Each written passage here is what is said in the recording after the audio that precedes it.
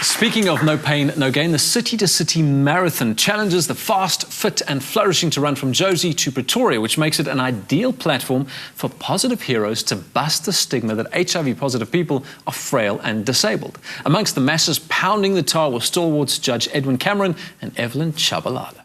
I want to live the best life.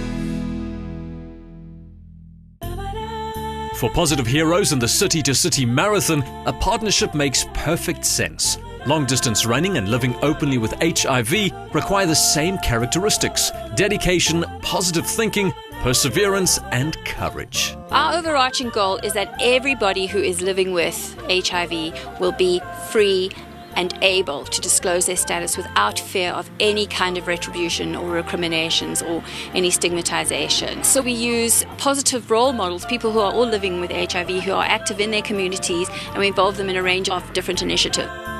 Dubbed by Nelson Mandela as one of South Africa's new heroes, Constitutional Court Justice Edwin Cameron is a human rights activist openly living with HIV and also the proud patron of positive heroes.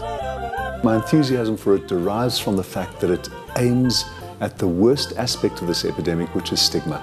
Stigma kills, stigma disadvantages, stigma creates silence, and Positive Heroes aims to empower people themselves living with HIV to battle stigma through visibility and through their own voices.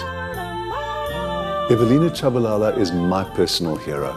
She is a woman from the townships. She doesn't have the middle-class, affluent, professional advantages that I've had. I've got the salary of a judge, I've got a home in the suburbs. Evelina has shown quite extraordinary courage, personal grit. She's taken her life, she's reshaped it, she's a marathon runner. She has taken her own HIV and made it a positive feature of her life. I admire her just almost beyond expression in words. Despite her past hardships, Evelina's grit and determination helped her summit Mount Kilimanjaro and compete in the Two Oceans and Comrades Ultra Marathons. Yeah, I'm HIV positive 99, March on the 25. And then, okay, it was not easy, it was heavy, you know. The worst one was my son, Emmanuel, at the time passed away. Everything just boom, down. But I told myself, I'm never falling down.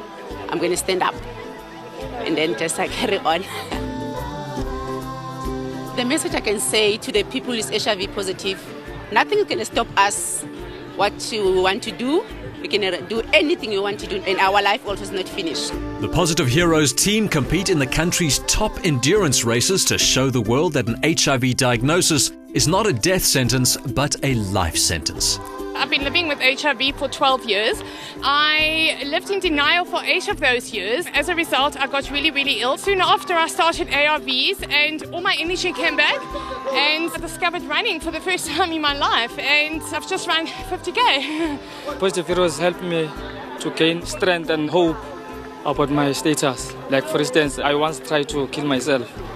Then when I read about Positive Heroes, then they invited in.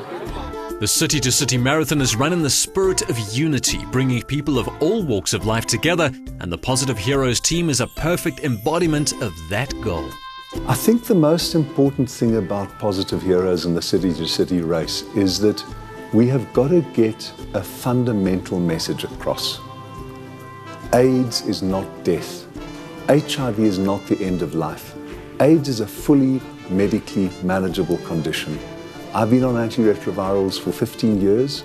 So Positive Heroes participation in the City2City, I think, is fundamental to a message of health, a message of non-discrimination, a message of testing, prevention and treatment. Cannot emphasize that enough. And finally, a message, let's get over this. Let's stop the stigma. Let's stop the silence. It may be a long road ahead to break the stigma surrounding HIV, but Positive Heroes and these inspirational athletes are off to a running start. Stigma is the chief reason why the AIDS pandemic continues to devastate societies around the world, said Ban Ki-moon.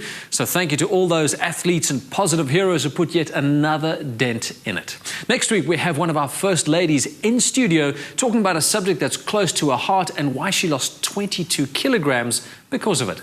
Until then, goodbye and God bless.